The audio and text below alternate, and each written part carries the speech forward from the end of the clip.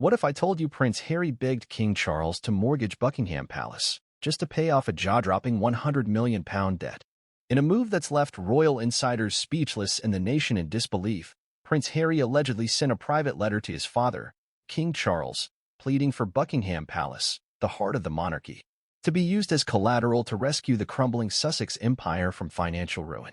With whispers of divorce from Meghan Markle circling and Hollywood deals drying up, this shocking request could be the most explosive royal family moment since Megxit. Why did Harry ask now? How did the king respond? Before we continue, please hit the like button, subscribe to the channel, and turn on the notification bell for updates. And could this tear the monarchy apart forever? Stay tuned, because what we're about to reveal will change everything you thought you knew about the House of Windsor. What if one of the most iconic royal buildings in the world? The historic Buckingham Palace itself was almost sacrificed to bail out a disgraced prince drowning in scandal and debt? That's the question sending shockwaves through the UK and beyond, as new reports suggest that Prince Harry privately sent a written plea to his father, King Charles III, asking for something unthinkable: to mortgage Buckingham Palace in order to cover a massive £100 million debt allegedly piling up under the Sussex brand. It's a headline that seems too absurd to believe at first glance. Buckingham Palace? The seat of British royalty. A symbol of national pride, sovereign stability, and heritage going back centuries. The very idea that it could be used as collateral to rescue Prince Harry and Meghan Markle from their crumbling financial empire sounds like something from satire or a Hollywood drama. But as details continue to surface, insiders say this story is not only grounded in reality, but is the clearest indicator yet of how desperate things have become behind the carefully curated facade of the Duke and Duchess of Sussex. The letter, reportedly handwritten and personally delivered via a discreet royal channel, allegedly outlined Harry's request to explore non-traditional methods of resolving their ongoing financial crisis. The most controversial suggestion? That Buckingham Palace could be leveraged in some way, either through partial mortgage or private equity buy-in, to generate immediate liquidity that could be funneled toward covering debts that sources claim now exceed £100 million. Debts, they say, stemming from overspending, failed business ventures, lavish security expenses, ongoing litigation, and costly brand management tied to keeping the Sussex machine running. If true, the request is nothing short of unprecedented. Never in British history has a senior royal figure, let alone a monarch's own son, formally requested the leveraging of one of the monarchy's most sacred institutions for personal gain.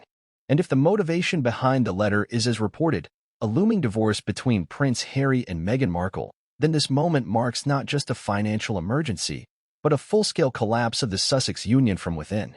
This video will unravel every layer of this explosive allegation. We'll walk you through the real numbers behind Harry and Meghan's financial troubles, tracking how the Sussexes went from receiving public funding and living in Frogmore Cottage to fighting lawsuits, hemorrhaging money on private security, and allegedly running Archewell at a significant loss. We'll examine the business failures that triggered this supposed panic. Why Netflix cut their contract short, what happened behind the scenes at Spotify, and how a multi-million-dollar deal to create branded content imploded under pressure. But we'll go deeper. This isn't just about numbers. It's about power, legacy, and the boundaries of royal loyalty. We'll explore how the request landed with King Charles, who, according to multiple palace insiders, was blindsided and livid upon reading his son's proposal. Sources close to the palace say that while the letter was worded respectfully, its implication was explosive, that a man who publicly denounced the monarchy was now privately asking to cash in on its most visible asset. And then there's the question of Meghan Markle. Was she aware of the letter? Did she co-author it? Did she support Harry's decision to involve his father in what could be the most humiliating personal request in royal history?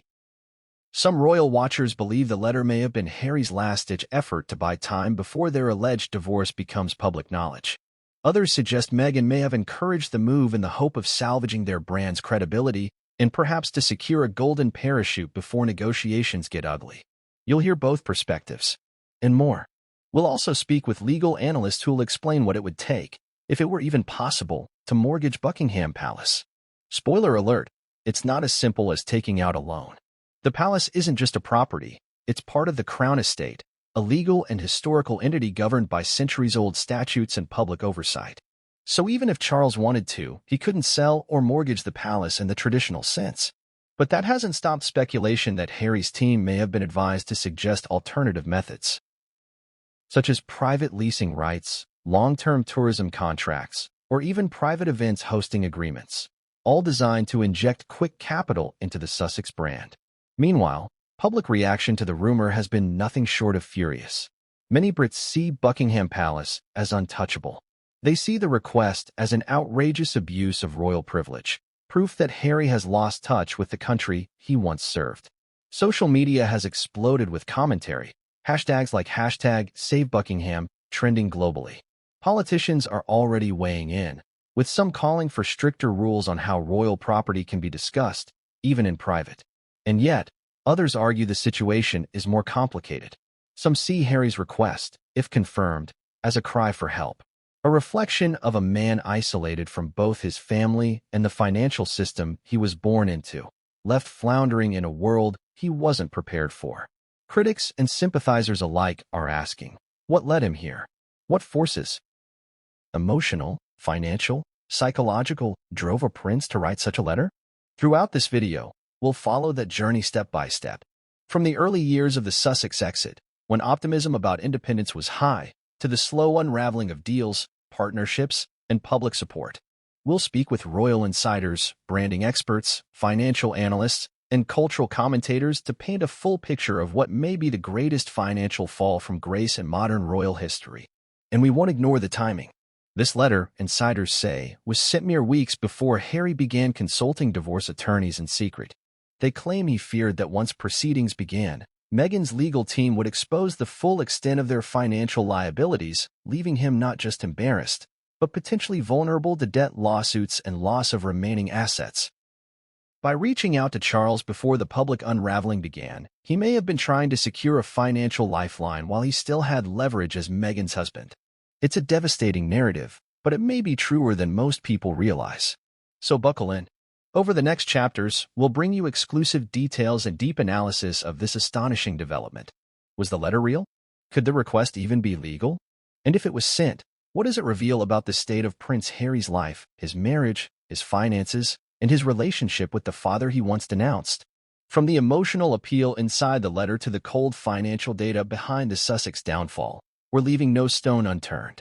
For many around the world, the image of Prince Harry and Meghan Markle evokes visions of luxury, multi-million-dollar mansions, glamorous media deals, private jets, top-tier security, and a lavish lifestyle befitting their fame. After all, this was no ordinary celebrity couple. They were royals, globally recognized, seemingly invincible in status and earning potential.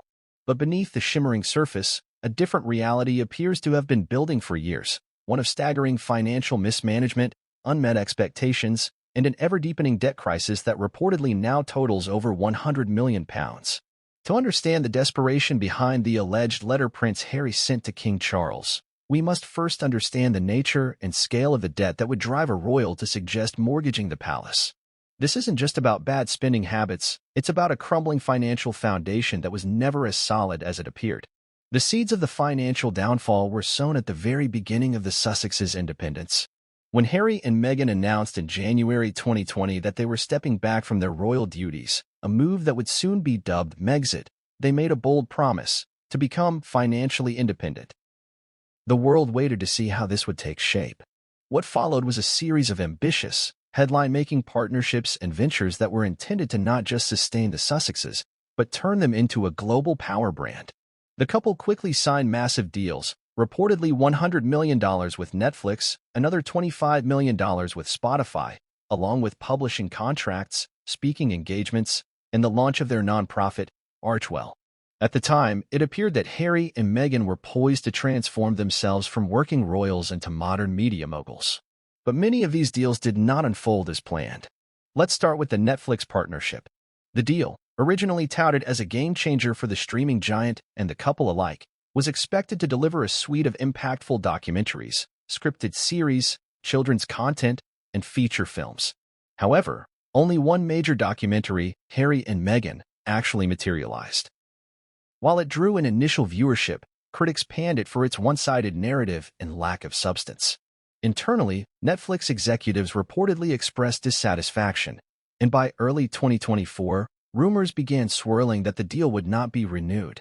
Some sources suggest that the Sussexes did not fulfill all contractual content requirements, resulting in significantly reduced payouts from the original agreement. Spotify was an even bigger failure.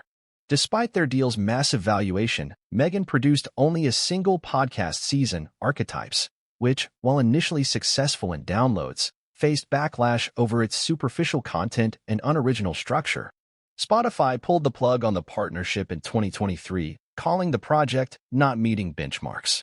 A top Spotify executive even publicly referred to the Sussexes as grifters, a comment that went viral and sparked widespread debate about whether Harry and Meghan had overpromised and underdelivered. Then there's Archewell, their nonprofit and media venture meant to serve as the hub for their philanthropic and creative efforts. Launched with great fanfare, Archewell has struggled to maintain relevance, output, and consistent donor support. Internal leaks suggested staffing issues, lack of direction, and bloated operating expenses. The cost of maintaining a full-time team of PR specialists, program managers, legal advisors, and digital strategists soon became unsustainable.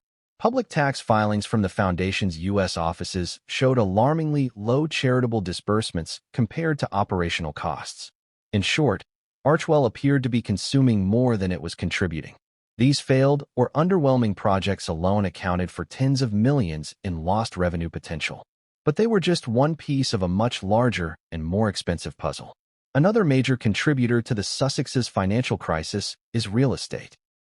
In July 2020, Harry and Meghan purchased a sprawling Montecito estate in California, reportedly worth over $14 million. The mansion came with sprawling gardens, 9 bedrooms, 16 bathrooms, a guest house, a library, a spa, a gym, a wine cellar, and a private theater. The upkeep costs for a property of this magnitude are staggering: property taxes, security, staff salaries, maintenance, insurance, and more. And while the couple took out a mortgage, reports suggest they continued to renovate and furnish the home with ultra-premium design elements, pushing costs even higher. Security has also become one of the Sussexes' most expensive and sensitive financial burdens. After leaving their royal roles, Harry and Meghan lost access to publicly funded royal protection. In response, they assembled a private security team made up of former U.S. Secret Service and U.K. military personnel, with estimated annual costs reaching £5 to £7 million. In court filings from Harry's ongoing legal battles in the UK, he argued that his family was at constant risk and that they deserved publicly funded protection when in Britain. The court denied his request. That left the Sussexes footing the entire bill privately, both at home and during public events abroad. Add to that their legal expenses. From lawsuits filed against British tabloids to Harry's explosive court case involving phone hacking, the couple has been entangled in more legal proceedings than any modern royal family member in history. Legal experts estimate that Harry's ongoing cases alone have cost upwards of £10 million, some of which may still be unresolved and accruing costs. Then there's lifestyle. Insiders have pointed to Meghan's expensive taste, particularly in clothing, travel, and staff. Private jets, couture wardrobe choices, elite stylists, and high-end PR consultants are now considered routine. Some of these are paid for through brand partnerships or covered under event expenses, but not all. Several media outlets have estimated that Meghan's fashion bill alone during major tours and events exceeds £500,000 annually. What about income? The couple's ability to bring in revenue has dwindled over the last year. Speaking engagements have dropped. Book deals have not replicated the commercial success of Harry's memoir Spare. And with major content contracts either closed or uncertain, there's no clear sign of a new, sustainable revenue stream. The Sussex brand, once projected to generate hundreds of millions, appears to be stalling. So where does this leave the Sussexes today? Royal finance experts and celebrity business analysts estimate that Harry and Meghan's total debt, when including their real estate mortgage, security commitments, legal liabilities, business operating losses, and cancelled deal deficits, could easily hover around £80 to £100 million. It's not just a case of living above their means. It's about betting on a level of fame and brand power that never quite delivered the returns they anticipated. The implications are dire. If a divorce is truly looming, as some sources suggest, these debts won't just disappear. They will have to be accounted for in any separation agreement. Meghan's legal team may demand assets Harry can't easily liquidate. And if Meghan walks away, Harry could be left with the bulk of their unpaid obligations. That's why, as strange as it sounds, the alleged letter to King Charles begins to make sense. It would be the act of a man cornered by his own choices, aware that the empire he tried to build independently is crumbling, and desperate for one final bailout before the walls come down completely. The moment Prince Harry allegedly put pen to paper and addressed a private, handwritten letter to his father, King Charles III, was not only a stunning departure from royal protocol. It was a desperate cry, a bold move wrapped in emotional complexity and financial urgency. According to multiple sources close to royal aides and those familiar with the internal communication pipeline between the Sussexes and the palace, the contents of this letter were more than just personal. They were, as one insider described, an act of surrender disguised as a proposal. No one within the palace has officially confirmed the existence of this letter, of course. That's expected. The monarchy's strategy, especially under King Charles's reign, has been centered on containing private matters within the family and ignoring external provocations whenever possible. But whispers have emerged, first from courtiers, then echoed by commentators with long-standing connections to royal circles, of a document that shook the walls of Buckingham Palace the moment it arrived. The letter reportedly reached Charles through one of the few remaining trusted channels Harry still had access to. A senior intermediary who had served both father and son before the royal exit. It was not an email, not a phone call, not a WhatsApp message. It was, as sources describe, a multi-page, handwritten plea, sealed in a monogrammed envelope and delivered discreetly. Its tone, according to one source who claimed to have seen a summary of its contents, was earnest, emotional, and deeply conflicted. Harry, while expressing regret over the deteriorating relationship between himself and his family, did not apologize outright for his past actions.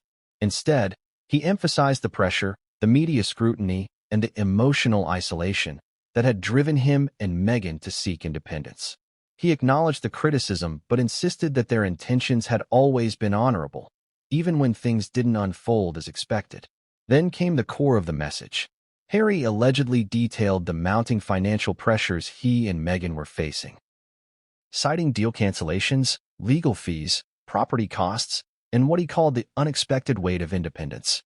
He admitted, sources say, that the public expectation of their success post-Megxit had been overly optimistic, and that the fallout from deals that failed to deliver had left them struggling to maintain balance. And then, in a sentence that some insiders reportedly found both shocking and naive, Harry proposed that the monarchy consider leveraging the latent equity of Buckingham Palace in a controlled and discreet capacity to help offset the Sussexes' financial burden. In simpler terms, he suggested exploring whether the palace could be used, partially, symbolically, or strategically, as a source of liquidity to cover their private debts. It was, without exaggeration, a historic breach of royal thinking. Buckingham Palace is not just a building. It is the heart of the British monarchy, a symbol of sovereignty, state, and stability. The idea that it could be leveraged in any way to support the financial survival of a family member who had publicly renounced his royal duties was viewed internally as absurd and offensive. But the letter didn't stop there. Harry allegedly included proposals, ideas for how the arrangement could be structured so as not to draw public scrutiny. These included leasing private event access to elite clients, opening certain wings to exclusive paid tours, or even co-hosting high-profile fundraising galas under the Sussex banner with the palace as a co-branded partner. He promised discretion, charity tie-ins, and legacy-respecting solutions. According to insiders, King Charles's reaction upon reading the letter was a mixture of disbelief, disappointment, and anger. Though no direct quotes have been officially attributed to him, one palace aide described the king's demeanor after reading it as ashen, like someone who had been gut-punched by a ghost. Those close to Charles say the letter brought back the full weight of everything the monarchy had endured since Harry and Meghan's departure. The interviews, the accusations of racism, the Oprah appearance, the Netflix docuseries, and the fallout from Spare. To now receive a written plea asking to monetize the very symbol of British royalty to bail out the authors of those wounds was, to Charles, unthinkable. Still, despite the emotional blow, Charles reportedly did not respond with fury. There was no immediate reply. In keeping with his long-standing belief in quiet leadership, Charles instead convened a small circle of senior advisors to discuss how to respond, or whether to respond at all. The legal and logistical reality is this. Buckingham Palace is part of the Crown Estate, which is not the private property of the monarch. It is held in trust for the nation, and its value is estimated in the billions. The monarch cannot mortgage or sell it, nor can it be used as personal collateral. The very idea of Harry proposing such a move indicates, according to royal analysts, a fundamental misunderstanding or willful ignorance of royal finance and governance. That said, the palace does generate revenue through tourism, event hosting, and media licensing. But those revenues go to the sovereign grant, not to individual members of the royal family. Harry's proposal, if real, would not only violate these principles, it would open the monarchy up to accusations of financial misconduct, favoritism, and corruption. Royal historian Dr. Lawrence Eastbrook commented in a recent panel discussion, if Harry truly suggested monetizing the palace, it demonstrates a complete divorce from the ethos of monarchy. It would be akin to pawning the crown jewels to settle a personal dispute. Unheard of. And yet, some argue that Harry's move, however misguided, was not without purpose. One source with connections to Harry's legal advisors said the letter was drafted not purely out of desperation, but as a calculated attempt to test whether any bridge to his father still existed. It was as much an emotional probe as it was financial, the source claimed. He wanted to know, would my father save me if I asked? What's perhaps most telling is what Harry didn't ask for. He did not, according to sources, request a personal check or lump sum transfer. He didn't ask to be reinstated into the royal budget. Instead, he proposed a mutual solution, something he framed as a way for the monarchy to demonstrate unity and progressive thinking. In this light, some observers interpret the letter not just as a cry for help, but as evidence of how far removed Harry has become from the culture and values of the institution he left behind. Harry is operating like a celebrity, said one former palace communications advisor. He thinks in terms of monetization, branding, and optics. That's not how the crown functions. You don't monetize the monarchy to fix your own PR failure. In the days following the letter's arrival, no official reply was sent from the palace. The king, according to those close to him, chose instead to let silence serve as his answer. Aides said Charles felt anything more would be giving credence to an idea that should never have been raised in the first place. Harry, it appears, received the message. Whether the letter will ever be publicly acknowledged or released is unknown. Legal analysts suggest that if divorce proceedings between Harry and Meghan do move forward, financial disclosures could bring the issue back into public view. Already, the mere existence of the letter, combined with the timing, the proposed mortgage, and the speculation around a Sussex financial collapse, has ignited global debate. Was it a genuine appeal from a man drowning under the pressure of a failing brand?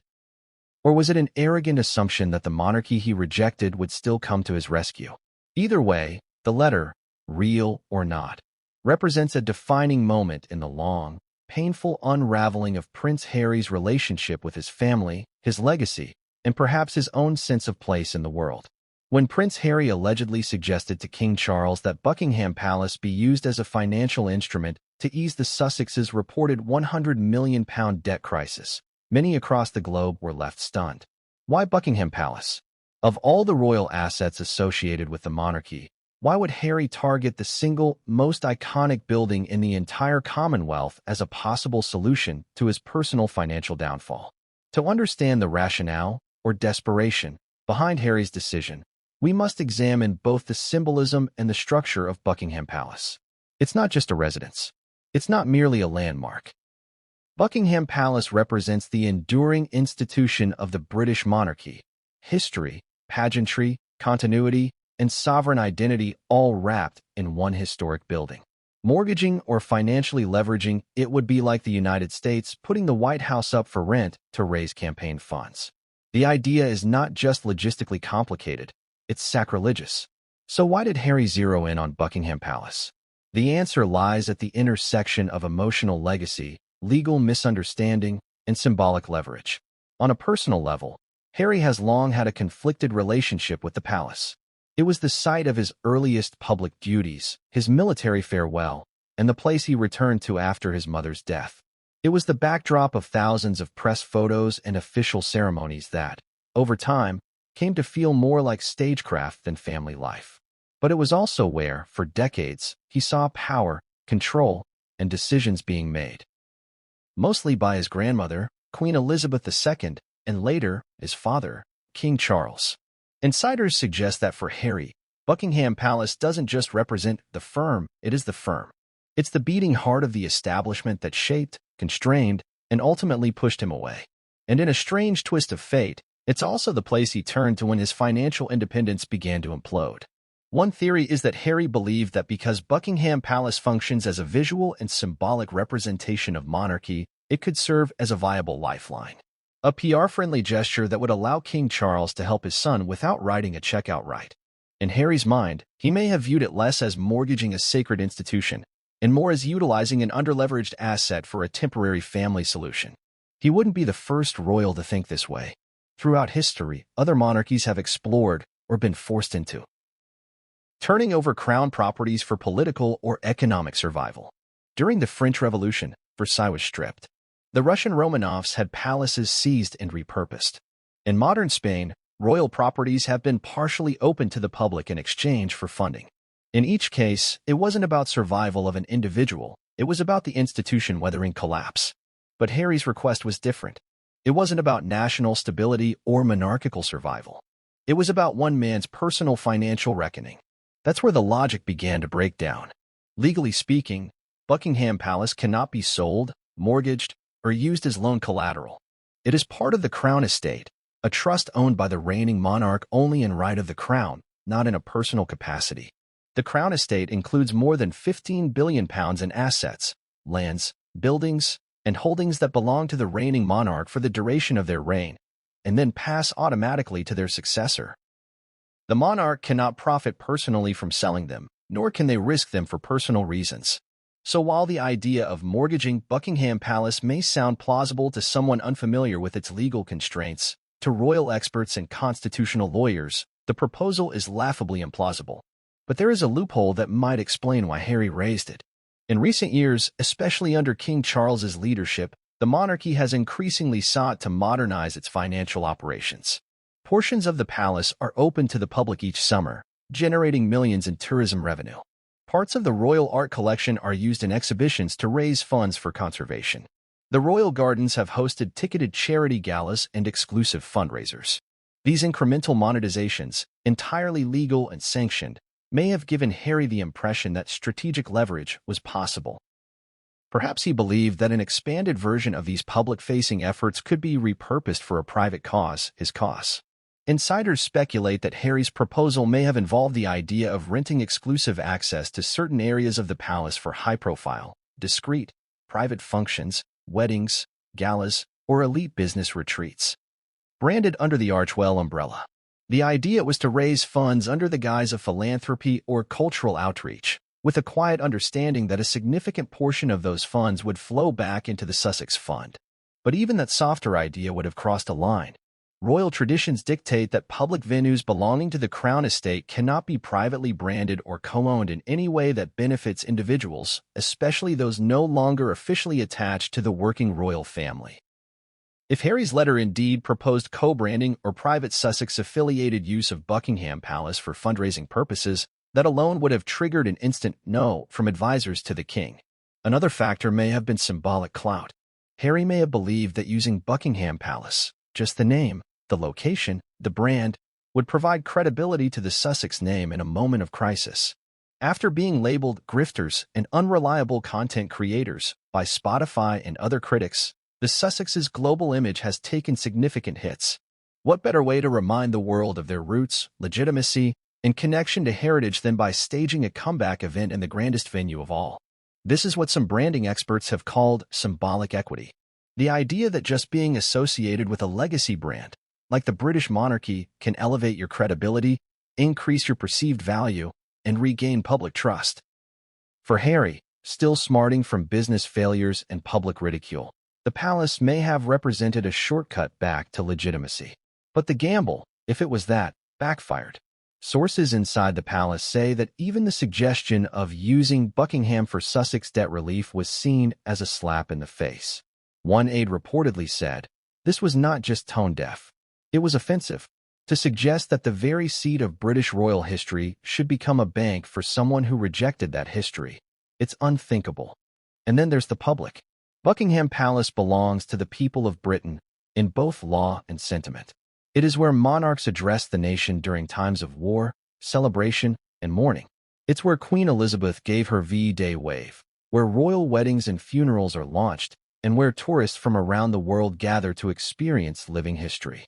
To leverage it, even in theory. For a private bailout would not only enrage taxpayers, but provoke a cultural backlash that could damage the monarchy for generations. Which is exactly why King Charles reportedly chose not to dignify the letter with a direct reply. Still, the notion of targeting Buckingham reveals more about Harry's mindset than most realize. This was not the first time Harry used symbolism to drive a point home. From his interviews criticizing the royal family to his memoir Spare, Harry has often leaned on powerful metaphors and institutional landmarks to communicate his grievances. Asking for Buckingham to be used as a solution may have been less about actual feasibility and more about emotional messaging. You raised me in this house. Now, can that house save me? But the monarchy doesn't operate on emotional appeals alone. It functions through order, structure, and public accountability. And for all of Harry's fame, his break from duty means the palace no longer owes him answers, explanations, or accommodations. Still, it's telling that when the pressure mounted, when finances became unbearable and rumors of divorce loomed, Harry didn't turn to private investors, silent lenders, or American moguls. He turned back toward the one place that had once meant home, the very institution he fled. That decision alone says more than any statement or documentary ever could. As the dust continues to swirl around the alleged letter Prince Harry sent to his father, pleading for Buckingham Palace to be used in some capacity to rescue the Sussexes from financial ruin, one question grows louder by the day. Where was Meghan Markle in all of this? Was she a silent observer, watching her husband spiral into financial desperation? Or was she the driving force behind the idea, quietly orchestrating the proposal from behind the scenes as part of a broader attempt to salvage their public brand before their marriage and empire disintegrated? Meghan's role in this saga has become the most speculated piece of an already controversial puzzle. While Harry's signature may have been on the letter, many insiders now believe the move bore the hallmark of a strategic mind, one that has always been intimately involved in curating the Sussex identity and navigating the post-royal media ecosystem. Let's begin with what we know. Since their departure from the royal family in 2020, Meghan has been far more than just Harry's partner. She has been his brand architect. From the launch of Archewell to the style and direction of their Netflix series, to her podcast archetypes and her high-profile magazine appearances, Meghan has shaped the Sussex brand into a lifestyle and cultural commentary platform. It's not simply about royalty or rebellion. It's about transformation, independence, and reframing narrative. Everything, from the language of their statements to the lighting of their documentary scenes, appears deliberate. That level of planning doesn't come from detachment. Meghan, by most accounts, is hands-on. Her approach to projects, whether media, philanthropy, or press management, has always leaned toward micromanagement. So the idea that she was unaware or uninvolved in Harry's alleged proposal to King Charles is, to many insiders, highly improbable. According to a former staffer who worked with the couple during their early Montecito years, Meghan is known to pre-screen and advise on every public-facing message Harry sends. She reviews every interview, oversees major emails, and drafts her own statements with legal and PR input, the source said. There's no way a letter of this magnitude was written and sent without her input. In fact, some speculate that the letter may have been co-drafted. While it was reportedly handwritten by Harry, several experts have pointed out that the tone, wording, and structure, especially the use of phrases like legacy-respecting solution and symbolic partnership, echo Meghan's preferred brand language, seen repeatedly across her public statements and Archewell campaigns. Supporters of Meghan might argue that this simply reflects a partnership between spouses. And in truth, Harry has often spoken about how much he relies on Meghan's judgment. But the more cynical view is that the letter may have been a strategic test, a soft pitch designed to reattach the Sussex name to the royal institution just long enough to stabilize their brand before what insiders now describe as an impending personal and public breakdown.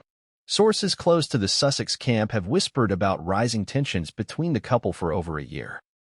Those tensions, they claim, reached a new peak in the months leading up to the alleged letter.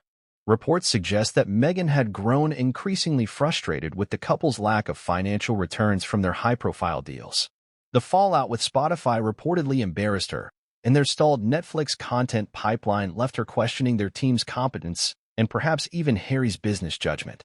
One of Meghan's former Hollywood acquaintances told a journalist in confidence that Meghan doesn't like losing control. When she senses failure, she restructures fast. She doesn't wait for the fallout, she acts ahead of it. This characterization paints a picture of someone who, upon seeing their brand's value faltering, would seek the fastest possible pivot. And what pivot could be more impactful than aligning, even briefly, with the very institution they spent years criticizing? A few PR experts believe the letter could have been part of a last-ditch effort not just to get cash, but to rebuild royal association, if only cosmetically. That association, after all, is the core of the Sussex brand. Without the royal connection, Meghan and Harry are simply a high-profile celebrity couple. But with it, even tangentially, they remain a cultural phenomenon. Their value in media, publishing, and philanthropy depends heavily on their status as royal dissidents. Lose the royal, half of that title, and the dissident angle collapses. So, by encouraging Harry to send a letter suggesting collaboration or co-leveraging of the palace, Meghan may have been attempting to secure a win on multiple fronts. First, regaining royal association could quiet critics who say the couple has burned every bridge. Second, a gesture from King Charles, even a private financial gesture, could be used to reposition the Sussexes as victims of circumstance rather than grifters. Third, should divorce discussions escalate, Meghan could point to her efforts to fix the situation, casting herself as proactive, loyal, and cooperative. But there's another, deeper reason Meghan might have pushed for such a move: positioning. If divorce is on the table and more insiders now believe it is, then Meghan must think strategically about public perception, legal leverage, and financial division. By aligning herself with efforts to repair ties to the monarchy, even symbolically, she could argue that she worked in good faith to preserve the partnership, financially and otherwise. That matters in high-profile divorce cases, especially when brand value and media narratives become currency. Critics argue that Meghan has always been several moves ahead in the game. From her early courtship with Harry to her swift transition into royal life and her equally swift exit, every move appears deliberate. They point to how quickly she secured deals post-Megxit, how she trademarked archetypes long before launch, and how she scheduled her public appearances to coincide with major royal events, dominating headlines even when she wasn't physically present. And now, as their empire reportedly teeters under the weight of financial strain and legal complications, those same critics believe Meghan saw the letter to King Charles as a final card to play. Of course, Meghan's defenders push back hard on this narrative. They argue that she has been scapegoated from the beginning, blamed for decisions Harry made willingly, and unfairly portrayed as a manipulative figure. They point to Meghan's own history of philanthropy, her courage in facing media scrutiny, and her advocacy for women and mental health as evidence of her integrity. To them, the idea that she orchestrated a scheme to pawn the palace is misogynistic, reductive, and baseless. But that hasn't stopped the speculation. What most can agree on is this: Meghan is no passive player. Whether she drafted the letter herself, advised Harry behind the scenes, or simply approved of it as a necessary evil, her involvement, direct or indirect, shapes the narrative. And it adds a layer of complexity to an already tangled story. Is Meghan Markle a strategic partner trying to protect a crumbling family enterprise? A mastermind using every tool available to maintain her global relevance? Or a woman watching her carefully built life fall apart, doing what she can to survive the fallout? Whichever version you believe, one truth remains: Harry may have signed the letter, but Meghan's fingerprints are all over it. Prince Harry's reported plea to King Charles wasn't made in a vacuum. It wasn't born out of a single moment of desperation. It was the result of a slow-burning sequence of public failures, private pressures, and personal realizations that coalesced into a breaking point.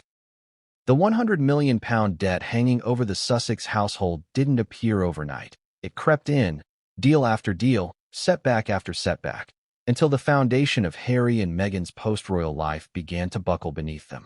So what exactly triggered this extraordinary move? What led Prince Harry to pick up his pen and compose a letter asking his father, the King of the United Kingdom, to consider leveraging Buckingham Palace in the name of family debt? The answer lies in 5 distinct but intertwined developments that unfolded over the last 18 months. 1. The collapse of the Spotify deal. The first visible crack in the Sussex financial empire came with the collapse of their Spotify partnership. The $20 million deal, announced with much fanfare as part of Archwell Audio, was intended to showcase Meghan Markle's voice, values, and cultural relevance through a new podcast, Archetypes. But behind the scenes, Spotify insiders were reportedly frustrated with the couple's lack of consistency, missed production deadlines, and over-reliance on outsourcing content creation to third parties. Only one season of Archetypes was produced before Spotify pulled the plug, choosing not to renew the deal. The headlines were brutal. Spotify dropped Sussex's Harry and Meghan labeled grifters by exec. Underwhelming results, overwhelming expectations. According to sources, the public humiliation of that fallout hit Harry hard. It wasn't just about lost money, it was about image, credibility, and the first real sign that their media empire wasn't as stable as they believed. 2. Netflix, a burden more than a blessing. Next came issues with Netflix. When the Sussexes signed a $100 million multi-year deal with the streaming giant, it was seen as a crowning moment, proof they could stand on their own, away from royal life. The release of their docuseries Harry and Meghan in late 2022 brought in millions of views and stirred global conversation. But it also sparked controversy, not least due to accusations of selective editing, misleading narratives, and inconsistencies in their statements. The bigger problem came after the docuseries aired. Nothing followed. Their animated project, Pearl, was canceled in pre-production. Rumors swirled that Netflix executives were unhappy with the lack of follow-up content. Insiders said that the company had overestimated the couple's creative capacity and underestimated the logistical challenges of turning celebrity status into long-term content delivery. One Netflix executive reportedly told a journalist off the record, "They're not producers. They're personalities. And personalities can't carry a media house alone." Without consistent output or hits to sustain momentum, the Netflix partnership, once a source of stability, became a looming threat. If Netflix walked away, not only would the Sussexes lose critical income, they'd lose the last major pillar propping up their brand. 3. The Montecito Mansion, a castle with cracks. The Sussexes' $14 million Montecito estate was supposed to be a symbol of success, independence, and American royalty. Nestled in a wealthy enclave alongside celebrities like Oprah Winfrey and Ellen DeGeneres, the property features 9 bedrooms, 16 bathrooms, a tea house, and a chicken coop famously featured in their Oprah interview. But behind the luxury exterior, financial strain was mounting. The mansion required millions in maintenance, property taxes, staffing, and security costs that escalated in tandem with the couple's declining revenue. Sources close to their inner circle suggest the Sussexes were cash flow poor, rich on paper, but struggling to keep up with expenses. To maintain their lifestyle, the couple reportedly leaned heavily on private loans and deferred payments on certain services. One financial expert familiar with celebrity asset management remarked, "They weren't broke, but they were over-leveraged. If even one of their major revenue streams collapsed, the whole structure could come down like dominoes." 4. Legal fees and ongoing court battles. Another silent drain on the Sussexes' resources was the mounting cost of legal warfare. Harry, in particular, has been involved in multiple lawsuits over the past 3 years, most notably against British tabloids for phone hacking and defamation, and against the UK Home Office for stripping him of royal protection. Each case required expensive legal representation, international coordination, and protracted timeframes. Legal insiders estimate Harry's legal expenditures exceed £10 million in the last 2 years alone. And with some cases ongoing and unlikely to yield favorable verdicts, the costs are far from over. Additionally, rumors have circulated that Meghan has her own potential legal exposure, particularly related to claims about bullying at Kensington Palace, the authenticity of statements made in interviews, and even contractual obligations under Archwell. While none of these have resulted in formal lawsuits as of now, the legal environment around the couple has remained tense and expensive. 5. Marital breakdown and strategic positioning. Perhaps the most emotionally charged trigger behind Harry's letter was the internal disintegration of his marriage. While neither Harry nor Meghan has publicly spoken about divorce, royal insiders, former staffers, and close friends have all noted signs of increasing tension, separate travel schedules, public appearances without one another, and emotional distance during interviews. Reports suggest that Meghan has grown increasingly concerned about her public image, while Harry has grown disillusioned with Hollywood culture. According to one Montecito neighbor, they started out aligned. Now, they're moving in opposite directions. This strain reportedly extended to their business endeavors as well, with Meghan favoring commercial deals and lifestyle partnerships, and Harry pushing for humanitarian work and privacy. Faced with the possibility of an eventual separation, Harry may have begun to prepare himself financially. If divorce was imminent, and if the couple's assets were split, Harry would need to settle debts and secure his own financial future, possibly separate from Meghan.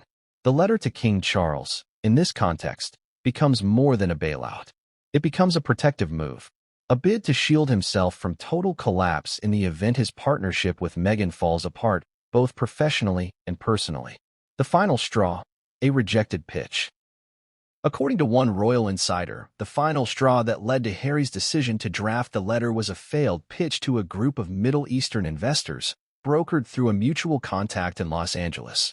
The Sussexes reportedly sought $25 million in equity investment for a new media venture, a hybrid between a digital storytelling platform and an international mental health foundation.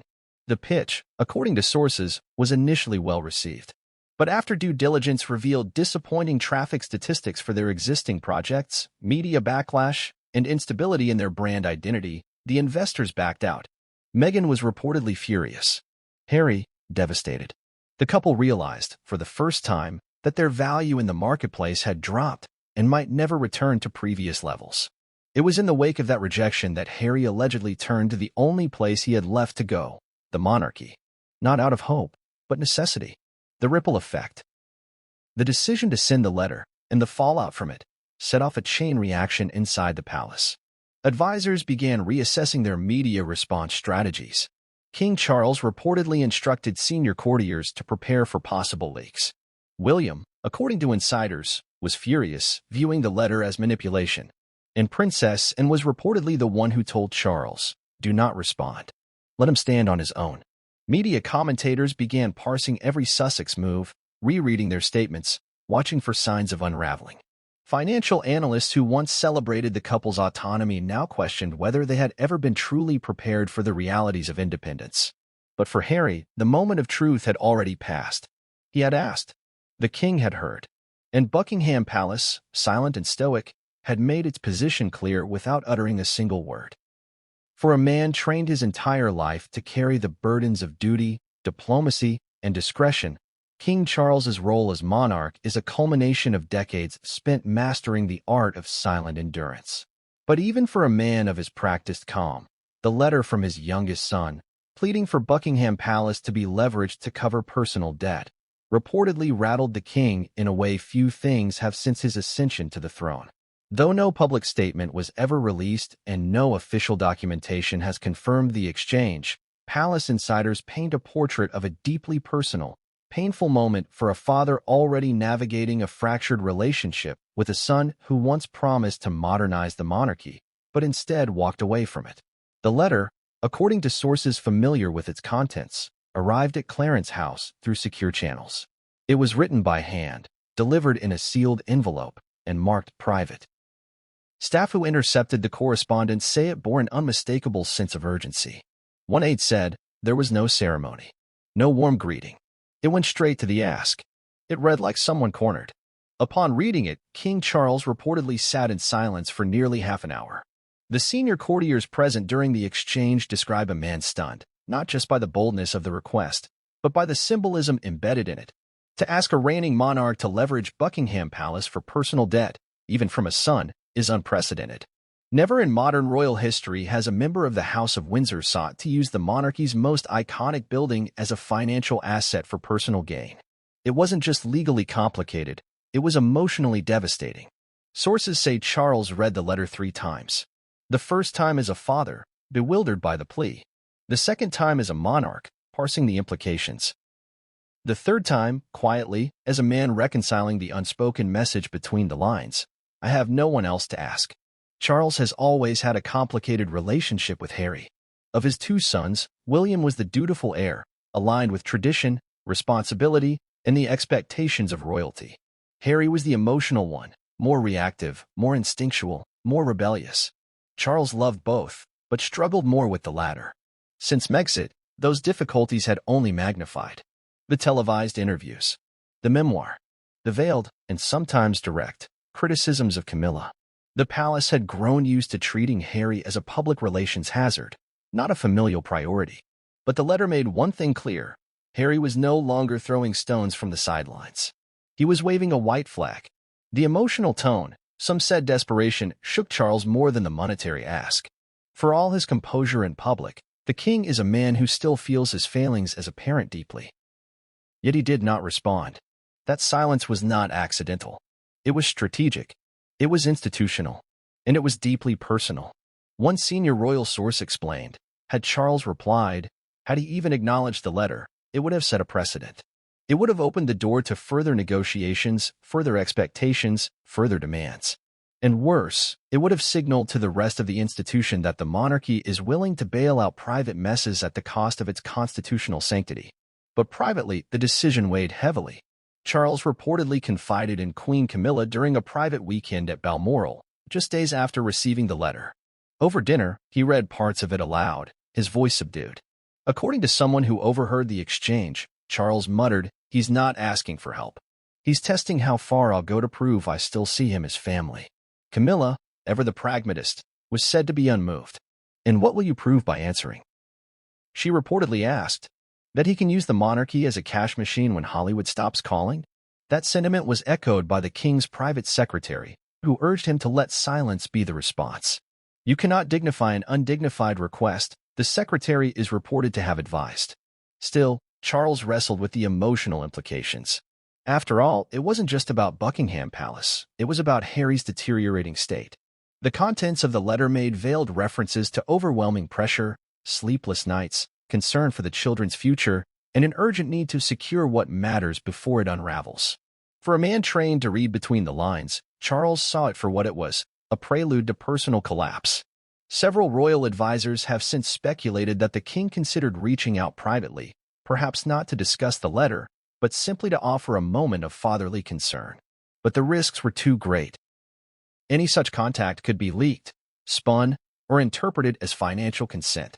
And at a time when Charles was working tirelessly to modernize the monarchy and maintain public trust, he could not afford even the appearance of bending royal rules for personal reasons. Behind closed doors, however, the impact was visible. In the days following the letter, Charles reportedly canceled 2 public engagements, citing scheduling conflicts. Those who saw him privately said he was quieter than usual, more introspective, and clearly carrying a weight. A longtime aide told one journalist he's used to managing the kingdom. He's not used to managing this level of heartbreak from his own son.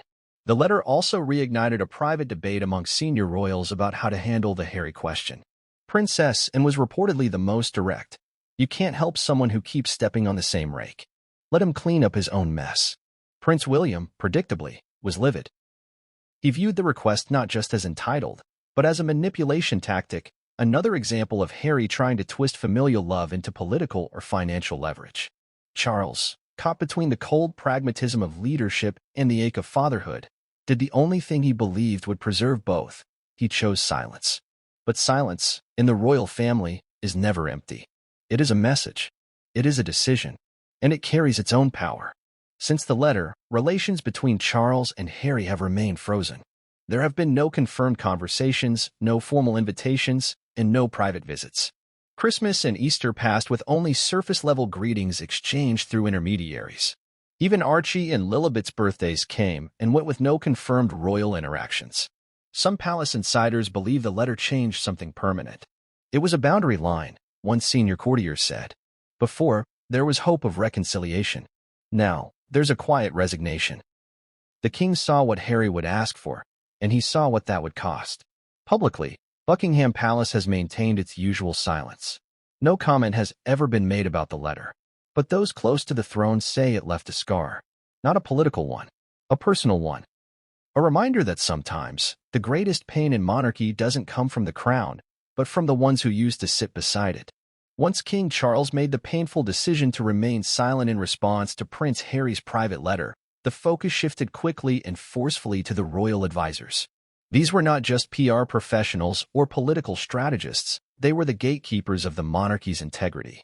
tasked with containing a potential media inferno that could destabilize public confidence and fracture the royal image just as the institution was striving to modernize under a new king.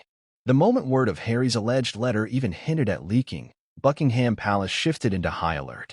There was no public confirmation, no press release, and certainly no denial, but inside those walls, a flurry of meetings, damage control strategies, and back-channel communications erupted like wildfire. A team of senior aides, led by Sir Edward Young, Charles's former principal private secretary, who still held informal influence, gathered quietly at St. James's Palace to coordinate the response plan. Joining him were senior press secretaries, royal legal advisors, and two close members of Queen Camilla's inner circle. According to a senior staff member, the mood in the room was tense but surgical. There was no time for sentiment. Their first directive was clear: contain the narrative. The advisors understood one truth better than anyone. If the story reached the press that Prince Harry had asked to mortgage Buckingham Palace, it would immediately become a global media sensation. The tabloids would run wild, the morning shows would ridicule the monarchy, and conspiracy theorists would feast. It wouldn't just be a scandal, it would be a turning point. To avoid that, the advisors focused on a three-tiered strategy. 1. Controlled silence. The first step was to avoid making the story bigger through acknowledgement. Buckingham Palace has long followed the never complain, never explain model of communication. In this case, that mantra was essential. No comment would be given. No quote would be confirmed. Not even a denial would be offered, because denial invites scrutiny, and scrutiny invites speculation. The press office issued strict internal orders. All inquiries about Harry, Meghan, financial matters, or Buckingham Palace were to be met with a firm, "We do not comment on private family matters." By staying completely neutral in the public eye, the palace hoped to prevent the story from getting legs. Let it die in the rumor mill. 2. Back-channel warnings. Behind the scenes, however, the palace began quietly working its network. Several top British editors, particularly those at the Times, the Telegraph, and the Daily Mail, received confidential briefings. These were not formal statements, but carefully worded messages delivered through trusted intermediaries. Be very cautious with any Sussex-related material regarding Buckingham Palace. There is no confirmed source. Pursuing the story would be considered harmful to national dignity. These back-channel warnings carried weight. The media, especially the traditional British press, still maintains a precarious relationship with the monarchy. Push too far, and doors close. Play by the unspoken rules, and exclusive access remains. Several outlets reportedly shelved early drafts of stories referencing the letter. Editors, uncertain of its verifiability and wary of the implied message from the palace, pulled back. 3. Redirect the narrative. At the same time, the palace launched a soft redirection campaign. New stories were seeded into the media. A charitable project King Charles was spearheading in northern England, Princess Anne's expanded diplomatic tour of Canada, and a behind-the-scenes look at Prince William's Earthshot Prize initiative. These stories were not accidental. They were deliberately pushed during the week rumors of the letter began to circulate. The goal was to flood the media cycle with positive royal stories, achievements, milestones, and legacy building. If the public eye couldn't be turned away from the Sussexes, at least the lens could be shifted toward the stability of the remaining royals. A notable example was a feature run by the BBC highlighting King Charles's role in preserving British architecture, a topic normally reserved for niche outlets but suddenly boosted to front-page status. It reminded the public that while one royal might be seeking money, another was protecting history. Internal messaging. While the public messaging was subtle, internally the tone was far more direct. Staff across royal residences were briefed on how to handle inquiries, avoid gossip, and maintain complete confidentiality. No casual comments were allowed to friends, journalists, or even family members. Additionally, a select few members of the Privy Council were informed in private that should any controversy emerge involving royal property and outside requests for financial assistance, the official response was to defer all decisions to the discretion of the monarch. This move protected the monarchy legally while shielding King Charles from direct confrontation if the matter spilled into Parliament. The cost of control. But all this orchestration came at a cost. Within the royal institution, the pressure to maintain silence caused serious internal tension. Some aides believed that a quiet clarification could preempt future leaks. Others argued that silence only encouraged speculation. One insider, speaking anonymously, said, "We were playing a dangerous game. If Harry or someone from his camp confirmed the letter, and we had said nothing, it would look like the palace was hiding the truth." In fact, there were concerns that the Sussex team might leak the letter themselves, not necessarily in full, but just enough to create noise. Such a leak would shift public sympathy toward Harry, painting him as a desperate son ignored by a cold father. To prepare for that possibility, palace advisors drafted two separate contingency plans. One, for a leak confirmed by a tabloid. Another, for a direct leak through a Sussex-approved media outlet like People or The Cut. Both scenarios included pre-written press lines, confidential legal consultations, and instructions for which royal to be seen in public the next day to recenter the conversation. Enter Queen Camilla and Princess Anne. As part of the redirection effort, two figures were tapped to reinforce the institution's unity and stability: Queen Camilla and Princess Anne. Camilla scheduled a rare interview with a respected royal biographer, discussing her charitable initiatives and her role as queen consort. The interview aired on the BBC and drew headlines focused entirely on her resilience, warmth, and dedication to duty. Princess Anne, meanwhile, extended her overseas engagements, making herself hyper-visible and projecting the image of unwavering loyalty. She attended multiple Commonwealth events, delivered speeches on behalf of the king, and made subtle statements about staying the course, regardless of personal trials. These moves weren't just PR stunts, they were masterclasses in institutional optics. They reminded the public, both at home and abroad, that the monarchy was more than its scandals. It was an engine of stability, a symbol of consistency. The outcome, a story deferred, not erased. In the weeks following the internal response, whispers of Harry's letter faded from the front pages. Other stories took their place. Political controversies, celebrity divorces, economic crises. The palace had succeeded in burying the spark before it became a wildfire. But among royal watchers and insiders, the memory lingers. Everyone knew the issue hadn't been resolved, only deferred. The story may resurface. Perhaps in a memoir. Perhaps through Meghan's next media endeavor. Perhaps leaked by a staffer or unearthed in a lawsuit. But for now, the palace had done what it was trained to do: protect the crown, control the chaos, and preserve the illusion of unity, even when silence says otherwise. For a couple who once stood hand in hand before the world as the symbol of a modern, progressive, self-made royal romance, the undercurrents surrounding Meghan Markle and Prince Harry's marriage have grown increasingly turbulent. Financial pressures, professional failures, public criticism, and conflicting ambitions have all converged to create a marriage that insiders say may be irreparably strained. While neither Harry nor Meghan has publicly addressed rumors of divorce, signs of separation, emotional, strategic, and potentially legal, are visible to anyone who dares to look beyond the smiles and curated appearances. And for those inside their tight inner circle, the question is no longer if the union will collapse, but when. This chapter unpacks the slow unraveling of a royal love story under the weight of a £100 million debt, broken dreams, and diverging identities. The foundation cracks. In the beginning, their bond was forged through shared trauma and rebellion. Harry had long felt like an outsider in the royal family, and Meghan entered the monarchy with her own baggage: American, biracial, divorced, and fiercely independent. Together, they found solidarity in each other and positioned themselves as a united front against a system they claimed had failed them. But post-Megxit life proved far more complex than either had anticipated.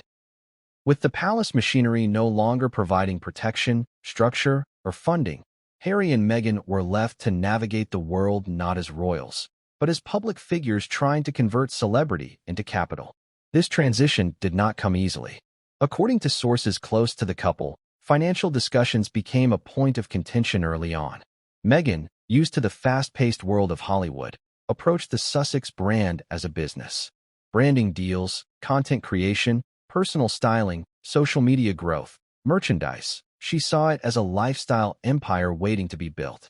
Harry, on the other hand, leaned more towards social impact, mental health, veterans' welfare, conservation. These differing visions reportedly sparked friction. A staffer who briefly worked with Archwell Media said, Meghan was thinking Goop. Harry was thinking TED Talks. The problem was, only one of those paths makes real money. Separate ventures, separate lives. The first major clue that all was not well came in their increasingly independent schedules. Meghan began attending events and meetings alone, often appearing in photo shoots, red carpets, and panel discussions without Harry by her side. Her relaunch of a personal lifestyle brand